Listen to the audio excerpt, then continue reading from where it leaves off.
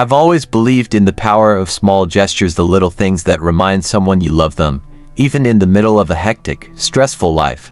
Love isn't always in the grand romantic displays, the candlelit dinners, or the expensive gifts. Sometimes, it's in the everyday things, the way you touch their arm when passing by, the way you remember exactly how they like their coffee, the way you notice when they're too tired to even realize they need a break.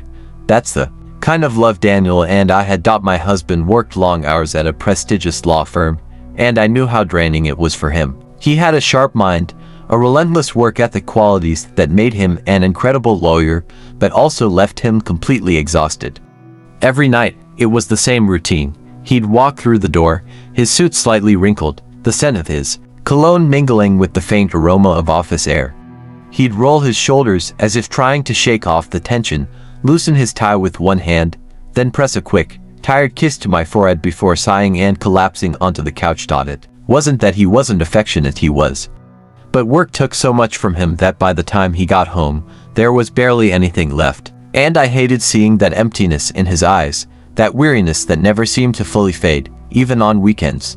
I knew he loved me. I never doubted that. But I also knew how easy it was to get lost in the grind of life, to forget, even for a moment, that there was more to our world than just stress and deadlines. That's why, for Valentine's Day, I decided to do something small. Nothing extravagant, nothing over the top, just something personal. A letter, a simple, handwritten letter. It felt more meaningful than flowers or chocolates, something he could keep, something that would remind him, even in the middle of a long, stressful day, that he wasn't alone. That no matter how hard things got, there was love waiting for him at home. That night, after dinner, I curled up on the couch with a warm blanket and a glass of wine. The television was on, playing an old sitcom rerun, something comforting, something familiar, but I wasn't really watching. The room was dim except for the glow of a small lamp beside me, casting soft, golden light across the coffee table where my stationery lay.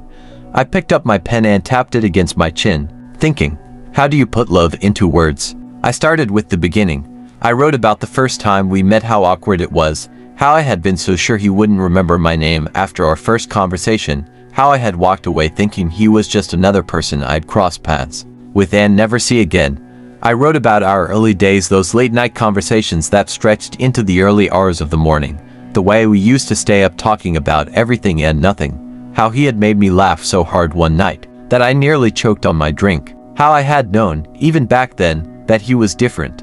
I wrote about the little moments that mattered the most, the way his hand always found mine when we crossed the street, the way he absent-mindedly played with my hair when he was lost in thought, the way he always left the last bite of dessert for me, even when he really wanted it.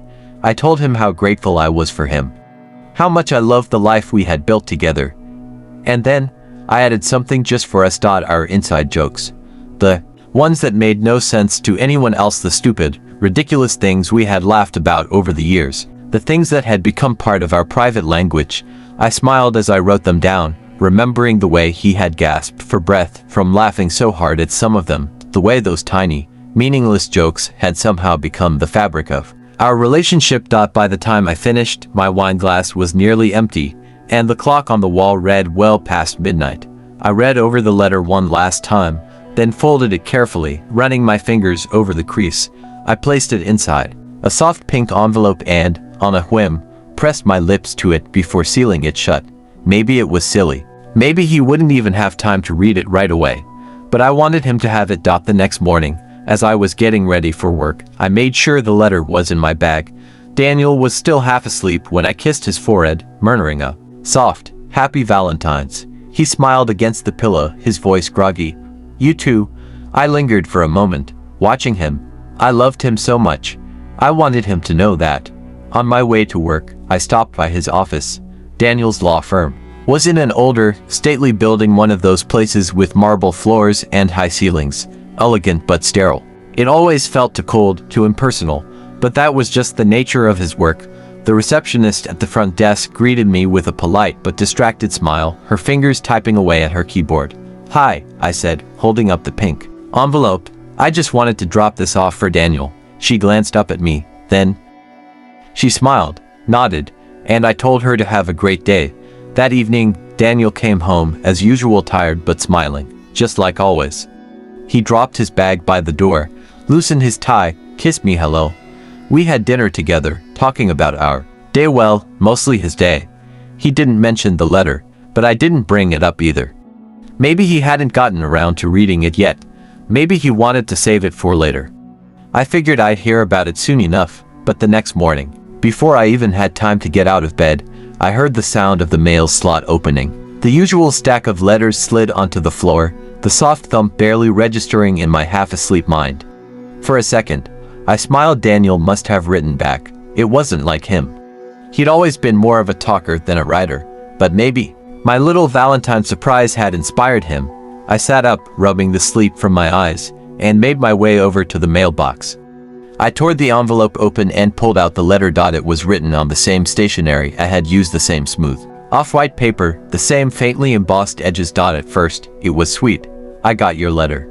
Thank you, my love. It means more to me than you know. You always know how to make me smile, always. For a moment, I felt a rush of warmth. But then I read the next line. I need you to listen carefully.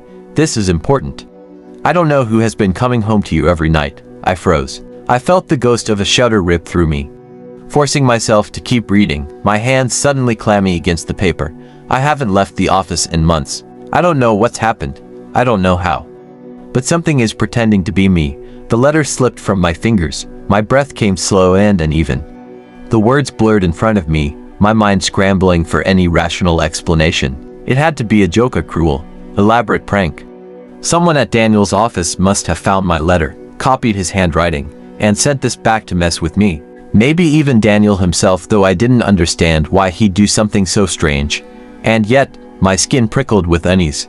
I forced a laugh under my breath, shaking my head. It was absurd, completely ridiculous. Still, when I heard him stir in the bedroom, when I heard the faint sound of sheets rustling and the floor creaking under his weight, something in me hesitated. Just for a moment. That night, I tested him.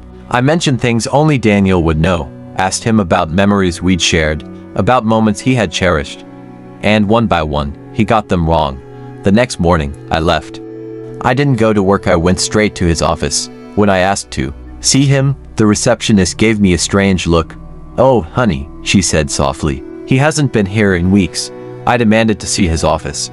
She led me to a locked storage room. Inside, everything was untouched. His bag sat on a chair. His coat still hung on the wall. A pile of unopened mail was on his desk. And in the center of it all, one single piece of paper. It was a note. If you're reading this, I'm still here. Something else took my place. It knows everything I know. It acts like me, but it isn't me. I don't know how long I have left. I messed with something I shouldn't have. It's afraid of fire. I love you. I knew what I had to do. That night, I went home. I poured whiskey on the floor. When he had asked me what I was doing, I only smiled. Then I struck a match. The flame spread fast. It screamed not in pain, but in fury. Its skin peeled away in strips, revealing something blackened, something wrong. It lunged at me. I ran. The house burned. And then just before the roof collapsed, a figure stepped out. Daniel. The real Daniel. His clothes were scorched, his face smeared with soot, but his eyes, his warm, brown eyes, were his. I ran to him, held him. First year. Orientation, he rasped. Sarah introduced us. You were wearing that ugly red sweater. A sob tore from my lips. My husband was back. A smile, but not quite. A grotesque mockery of the way my husband used to smile at me after a long day. Where have you been? It asked, tilting its head. Its voice was calm, familiar. But underneath, there was something else, something unnatural. A hollow resonance, like an echo where no echo should be. I forced my own smile, stepping further inside. I let the door close behind me, sealing myself in with it. No, we're important, I said, keeping my voice steady. It didn't respond right away. It just watched me. The air felt thick, suffocating, like the walls were pressing in, like the very house itself was holding its breath, waiting for something to happen. Then it spoke again. You're acting different tonight. The smile never left its face. I let out a small, casual laugh. Long day, it nodded, as if accepting that answer. But I saw something in its expression shift, something sharp. It was studying me. I could feel it analyzing every tiny movement, every flicker of my expression, every pause between my words. It was trying to understand me the way Daniel always had. The way something pretending to be human shouldn't be able to. I turned toward the kitchen, moving as naturally as I could. The whiskey bottle was within reach now, sitting on the counter where we always kept it. I grabbed it smoothly, trying not to look rushed, trying not to let my shaking fingers give me away. I unscrewed the cap. Behind me, the thing shifted. I heard the almost imperceptible creak of the floorboards as it took a step closer. "What are you doing?" it asked, its voice quieter now, more controlled. There was something new in it. Something cold. I didn't answer. I tipped the bottle over, letting the dark liquid spill onto the floor. The sharp scent of alcohol filled the air, soaking into the wooden panels, spreading in uneven puddles that trailed toward the living room. The thing's expression faltered. Its lips parted slightly, its head tilting in that inhuman way again. And then, in a voice that was wrong, something too deep, too layered, it spoke again. "Stop." I ignored it. I reached into my pocket and pulled out the lighter. The small click of the flint wheel sounded deafening in the silence. A tiny flame flickered to life, casting trembling shadows across the walls. The thing twitched, a subtle, involuntary movement. Not fear, not quite, but something close. Its voice darkened. "You don't want to do that." I met its gaze. "Yes," I whispered. "I do," and I let the flame fall. The fire erupted instantly. The alcohol ignited with a whoosh, a burst of hungry orange and blue swallowing the floor, licking up the walls in frantic, writhing tendrils. And the thing Daniel's mimic screamed. A horrible, ear-splitting, distorted wail. Not human, not animal, a sound that shouldn't exist. Its body convulsed, twisting in ways a body shouldn't be able to move. Its skin split, peeling away in thick, blackened strips, revealing something beneath something that was never meant to be seen. Something wrong. The flesh sloughed off in chunks, curling at the edges like burning paper, revealing appendages that weren't human, stretching, writhing. Too many. Its hands curled into twisted, skeletal shapes, shifting, changing, distorting as if it couldn't decide what shape it should take. Its legs snapped backward at the knee, elongating, cracking under its own weight. And then its face, oh God! Its face came apart. Not melting, splitting.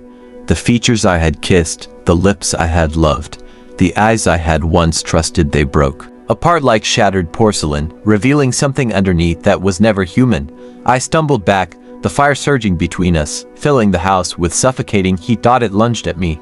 I barely dodged in time, its twisted limbs whipping through the air where I had just been standing.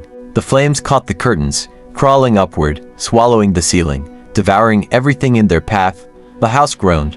The walls buckled. It was collapsing. I turned and ran. I didn't stop. Not when the floors shook beneath my feet. Not when the ceiling above me cracked and split open, sending burning debris crashing down behind me. I threw myself through the front door, hitting the pavement hard, rolling onto my side, gasping for air. Behind me, screaming. The thing's voice rose, shrieking, howling, reverberating through the night. And then silence. The house caved in.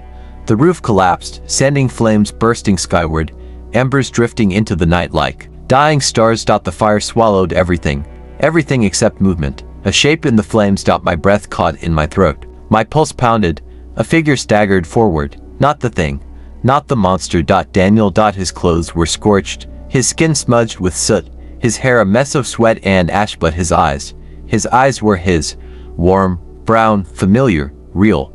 He took one more step, his knees buckling, his body giving out as he collapsed onto the pavement. I barely had time to think before I was running to him, sobbing, grabbing his arms, his face, his hands. Desperate to hold him, to make sure he was real, to make sure I hadn't just imagined him. And then a whisper. "College," he rasped, his voice hoarse, exhausted. "First-year orientation.